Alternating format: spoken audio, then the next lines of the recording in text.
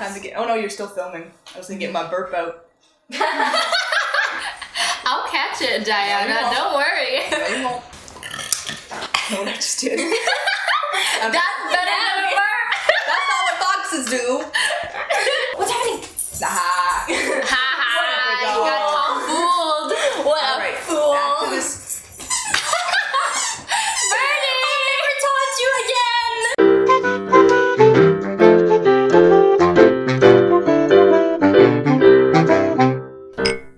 Alright, hello, and welcome back to Chai Chatter. On today's menu, we'll be discussing fall and Halloween with a side of stroopwafels.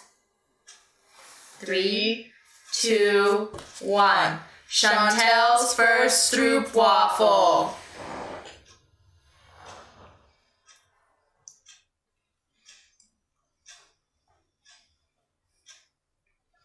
It's not bad. Ladies and gentlemen, it's not bad. Alright. Alright, okay. Do we want to first address, I guess, our Halloween costumes? Oh, Yeah. this is... Yeah, when I said they are stuck together. Oh, okay. This is a stroop hamburger. Yeah. I almost thought they'd be sweeter. Just based off what you were saying. That's true. Wait. I was thinking I like them because they're not. I mean, they're sweet, but they're not like that. I like them. Mm-hmm. I like them. I just thought that they were gonna be like both. Wait, yeah, these are... No, wait, I think I've had versions that are a lot sweeter. Because they use, like, caramel. This is, like, almost Was it like... caramel or toffee? I can't tell. Exactly. Right? It's pretty good. I really like it, actually. Yeah, it's good. Uh-huh. It's a good stroop. Very funky. You want to start with you, Miss? Oh Yeah, explain yes. your costume. Mm-hmm. So it is the day before Halloween as of filming this. After Halloween when you're watching it. So I am here as Scarlet Witch from, Avengers. Specifically for this costume, it was based off of the Age of Ultron. I decided to dress like this because I posted on a Reddit thing, a thing where I was wearing this jacket and a black skirt, and I got multiple people replying just going, Scarlet Witch ? And I went, yeah, why not? Let's make it a thing. That's where it comes Yeah. from. Okay. Yeah, I saw that and I was like, okay. So then, last night, I DIY'd, she has, black leg warmer things in Age of Ultron, as well as, I wanted to have the magic so that it would be a bit more obvious what's going on ever so slightly by having the swirly little magic things. So I did some little DIYs last night to make it. And you worked very hard on the Yeah. sewing part. Tulle is slippery. So you don't want it, if you can't just go over it once and then say it's done. Yeah. But then the thread will start to slide and it just is a mess. So I think I went over the one line probably a good 4 times each. Just 1, 2, 3, 4, and then I would tie it off. Yeah. It's a bit of I hand sewed it, which is my fault, but bit of a process there. Yeah. Well, what are you, Miss Glenda? I'm Mr. Vladimir Putin. I wore this costume in grade 9, but it was extremely low effort. The mask itself was just my costume. But this year I have the tie and stuff, and I have a black coat over there that I took off. I had forgotten how kind of, I guess, attention grabbing a mask is, because today walking through, it's a weird experience because number one, I can barely see anything except for this hole that I purposefully ripped in the mask. I can't see anything at all on top of my glasses and my mask, and also my peripheral is completely gone, so going down the stairs I have to go like this or in order to see anything, and I can feel people staring at me as I'm walking through the halls, but I almost can't see them at all. So it's kind of, people are looking at you, but you can't tell exactly how they feel about it, so it's just kind of nice. And yeah, I don't know, this man has done some questionable things. He's kind of a questionable figure, nothing to be admired or anything.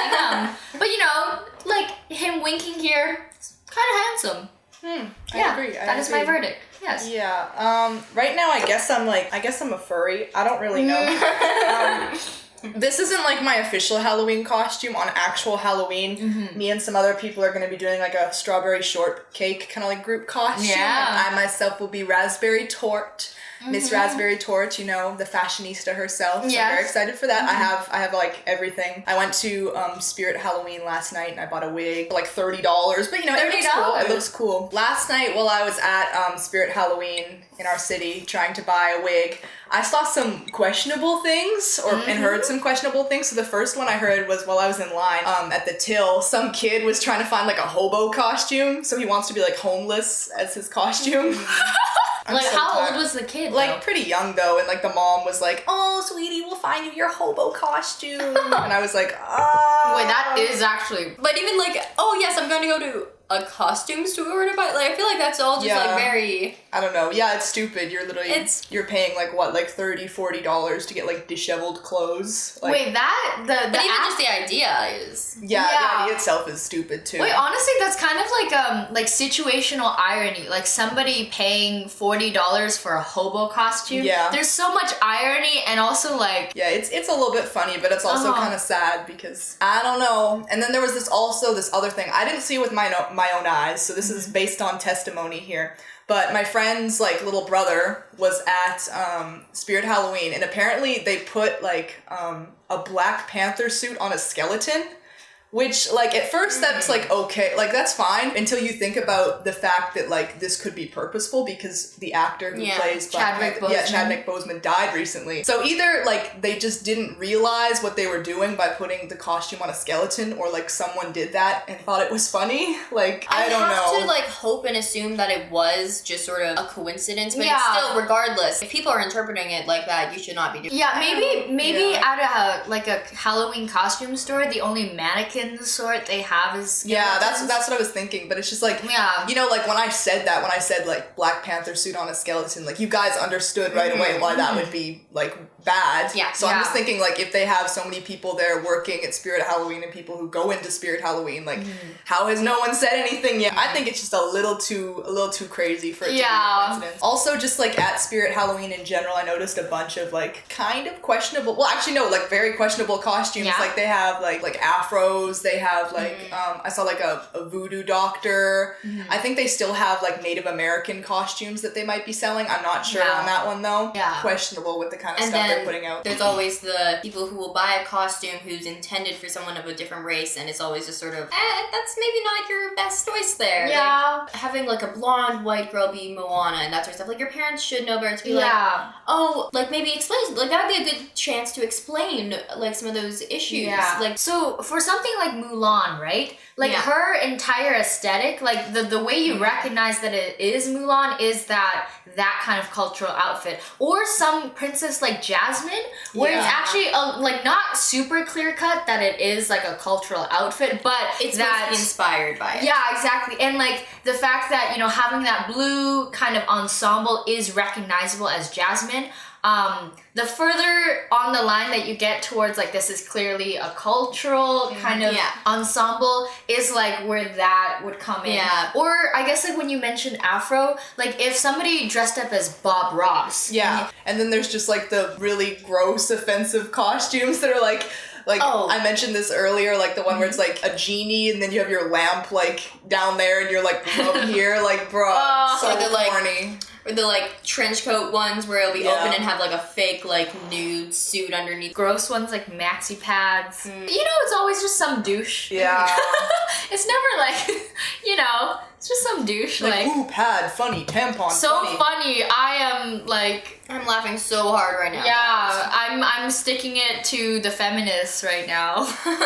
So now, do you guys like have memory of maybe or like, you know, part of your past Halloween costume lineup, like something that was your favorite, you put your heart and soul into it, you're so proud of it, or one like, you know, dream costume that you would like to make happen one day? I think for me, all of my Halloween costumes are sort of like I already have a couple pieces for it, and then I'll build a costume around that because, like even for this, like I already had almost all of the pieces here. I think 2 things I DIY'd, and I was like, yeah, I did, and I like borrowed a necklace from my mom. Like, you know, it just was, I had most of the pieces, and then I just made anything else. What I did for probably one of my favorite Halloween costumes, my mom got a memory on Facebook that she showed me of it. One year I had this like sock monkey too, and I just happened to also have like a gray like that same like texture dress.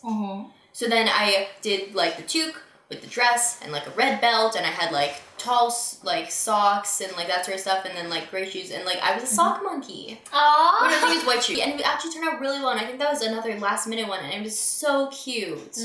Looking back at the photos, I love that one. I think that was a peak, you know. Yeah. I think dream would be sort of like whenever anyone has one of the things where they'll thrift a wedding dress, those are always like there was one person in our school last year who came in a wedding dress, and she was like a dead bride, right? Yeah. That was like a really good. And it was like a full-on wedding dress. I think she might have had a veil as well, like and everything, and it was just so dramatic and beautiful, and I love that. Every single Halloween, I literally only start considering my costume maybe like a week before. So that's why I think the only Halloween costume I remember from when I was younger was like a thief. They're so like not memorable.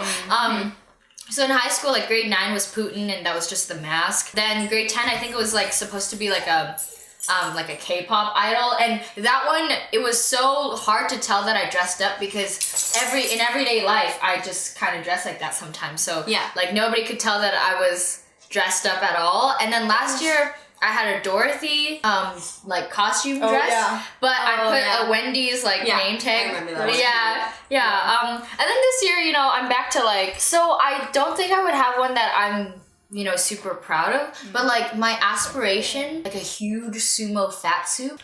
Something involving like a huge sumo fat suit. Maybe like just like a pea. What if you do like the like Violet from like Willy Wonka, yeah. And then you had the big like blueberry thing. Yeah. Or like anything that's like kind of bouncy and fluffy and cute. Like I would just love that. Yeah. I would probably say that my best Halloween costume was my last year's one, which was like the mask. Like wearing the mask. I thought that was really fun.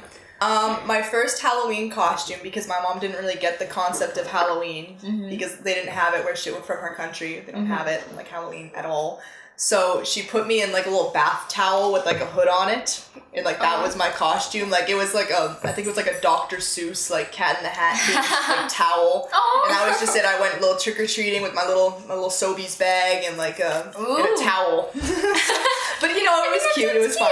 Yeah. That's almost the same as like a bed sheet for a ghost. Okay, and then my dream costume would probably be, I don't know, I was also thinking of being like Daria this year, but I didn't just because like I feel like I already look like a lot like her. No, honestly, yeah. So it'd be a very easy costume for me. So yeah. I thought that character's name was Diana for Diana, just my TV show. Yeah. Anyways, talking about this spooky season, this time of mystery and fear, what are some irrational fears that you guys have? I remember like all throughout elementary school, I had this like irrational fear of like being kidnapped. Like it was like my number one like priority in life was like not to get kidnapped. Yeah. Just because like, I don't know, we saw so many like PSAs growing up that it like literally just like scared me. Stranger danger. Yeah, stranger danger. So like I would be like sweating bullets anytime I walked somewhere. Like if I was walking somewhere and there was just like someone walking behind me for like 1 block, like bro, like I already had like my pencil in my hand, like, you know, stab them in the eye. to stab them with the pencil. Yeah, that was an irrational fear. I'm not gonna lie, I like have never had anything that was irrational. Whatever. Yeah, but I'll think of something like if you guys keep Glenda, talking you have a about lot of like existential fears. No, yeah. Fears are like legitimate.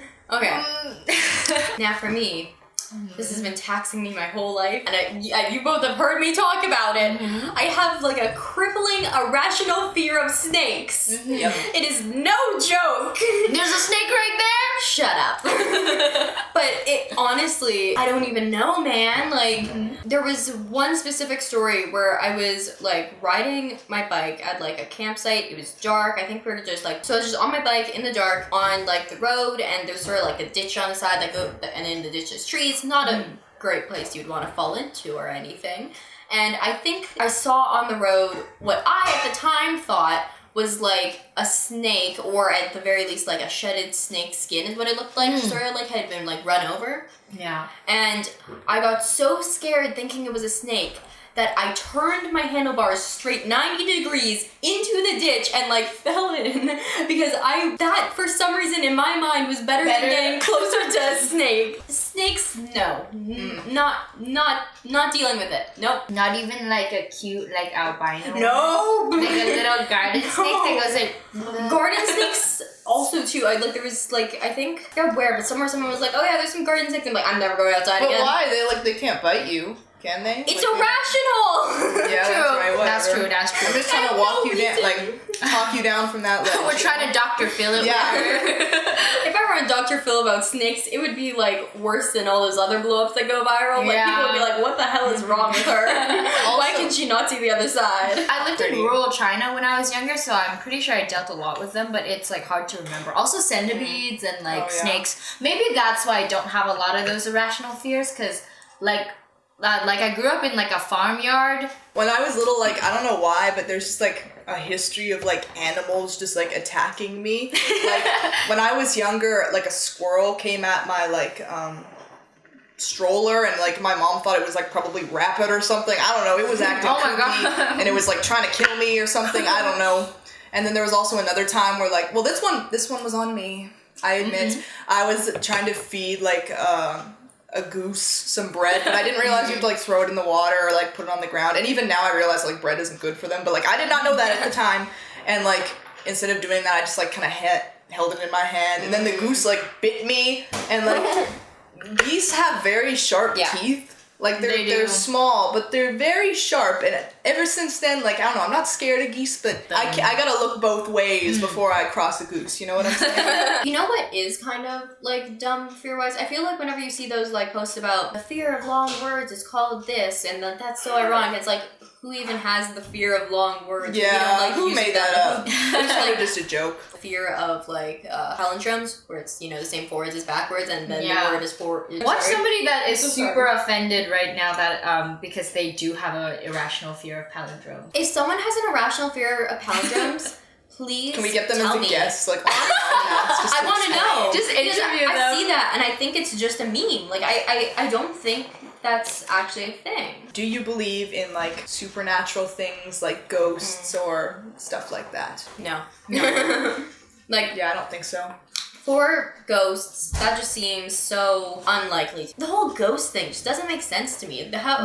With purgatories where it's really hard to like justify that, because especially when people are like, oh yes, they have unfinished business. Well, that's so subjective. Yeah. That's not like a clear-cut thing that like could have, like, that's, unless it would be like there's just purgatory, because like there's a lot of people who believe in ghosts but also believe in like heaven and hell, or like some sort of afterlife.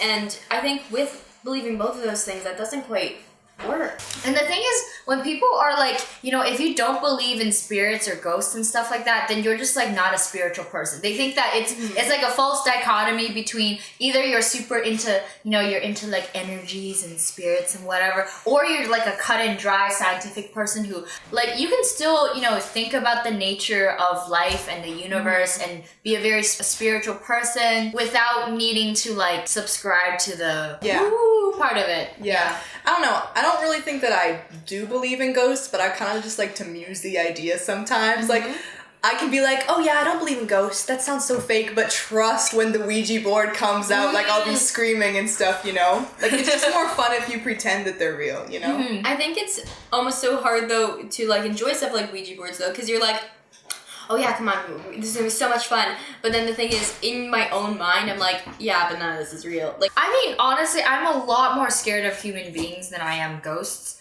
Like, even in my horror movies, I kind of prefer like the psychological thriller stuff to the supernatural ghosts, demons, haunting, or whatever. Because like the ghost stuff, you know, you'll have the jump scares, you'll have the spooky music and whatever, and that stays in the theater, and it's, you know, maybe scary for you in the theater, but the psychological stuff gives you something to think about, and you can also like connect it to the fact that some people really are that evil or vicious in real life, and that is what kind of messes you up. I just find like horror movies they're just there for me. Like I'm not crazy about them in general, honestly. Like I'll watch them and I'll be like, cool, maybe I can appreciate if it was a really good movie. I just feel like it's not my thing, maybe. Like it just isn't the sort of thing that like gets me like super. I much prefer the thriller. I really like A Quiet Place. Like that movie, I loved that movie. But it's not really a horror movie, it's a thriller. Like the movies that are straight up like pandering to just one emotion feel really flat and kind of can fall short. Like the comedies that are just about giving you laughs,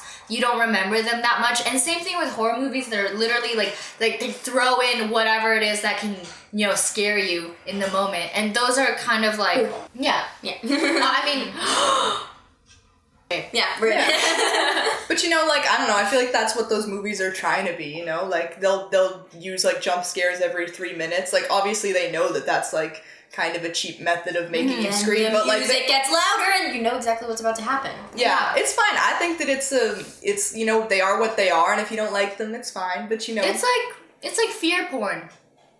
Yeah. Yes. Yeah. You go into it being like, yes, I want to be scared, so let me watch a scary thing and let myself get scared. And it's like kind of just one thing, you know. My opinion on horror movies, I feel like I haven't seen enough of them. Like, there's so many more that, like, of the classic ones that I need to watch. But, you know, I like them. I do. I watched this one recently, like, I think last night or the night before, and it was so weird. What? It's called, like, A Girl Walks Home Alone at Night, and it's from, like, I think 2014. It's an Iranian movie, and it's about a vampire who, it's like a love story, but it's also a horror story. It's about a vampire who skateboards, and the movie, like, is also a Western somehow. Like, it's so weird, and I love it. So much. This is an indie festival, darling. It is. It really is. You guys know Corpse Party? Or, no, Murder Party. Murder Party. Love it. Murder Party is amazing. It's so funny. Watch it. That's so funny. It's like something that's a lot more scary to me is like a really good plot twist in a movie. Like this isn't necessarily like a huge plot twist, but in Parasite, like the reveal of a certain location and like the whole like the midpoint twist. Yeah, the midpoint twist, like good. The things that give you kind of like just chills. I don't know, some M. Night Shyamalan movies that some of them. or the twist is like the whole entire world is flipped on its head and you're like, ooh, that's like actually kind of scary. But like the thing with his movies is you know there's gonna be a twist, so it kind of like it loses it. It's better because like going into Parasite, I didn't know that there was gonna be any twists and turns. Like I just thought it was gonna be this one thing. So that when there was a plot twist, I was like, how did we get here? Like it's good. It's sort of like I knew that something was gonna happen, but I was like trying to like, you know, like the horse blinders, like try and not like see anything about it. So I knew that something happened and I knew that there was a twist and it seemed like 2 movies. I saw that sort of thing. It's the whole like the playing with your expectations, like when or the in a book, like when you have a false narrator, that's also scary because it's not like the kind of visceral kind of fear. It's like distrust. It's realizing that the world around you isn't what it seems. That plays into the existential fear thing. So I think like maybe that's just like my brand of Here's the last one.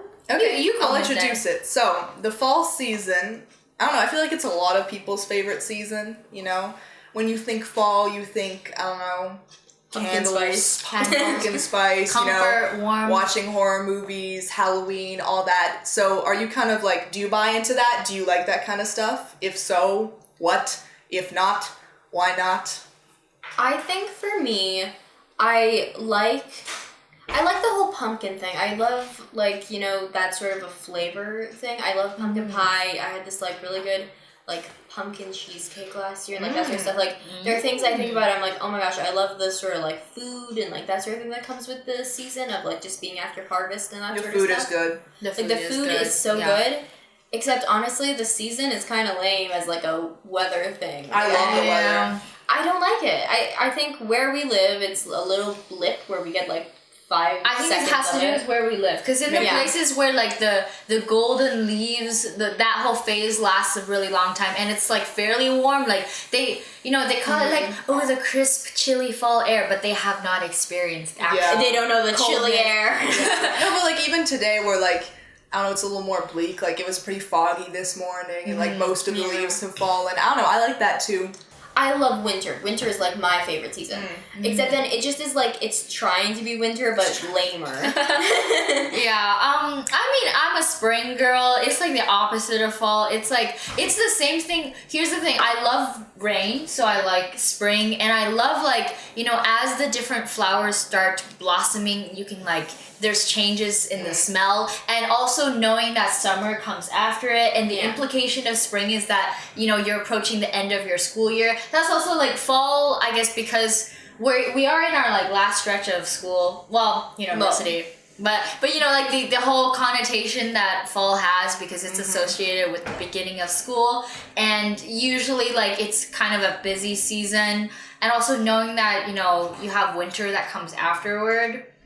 And a long winter, especially because Canada. That's the thing, because for me, it's like the complete opposite. I love fall, and I'm like, spring is probably my least favorite season. Really? Yeah, because half of spring here in Canada is just like, it's slush. It's just slush. It's okay, just that's the weather's like, even when it's raining, it just turns all the snow outside into slush. If you lived in a prettier place, would you like spring a bit more? Well, I don't know, because again, it's just like, to me, it's just like pre-summer. Like, I'm just sitting there, and it's warm outside, and I'm still in the classroom, and I'm just thinking, bro, I wish I was outside right now. Yeah, I don't like... a bit like a loading period, where it's like, okay, now I need to finish everything, get ready for finals and everything, and then it's sort of forgettable. Whatever.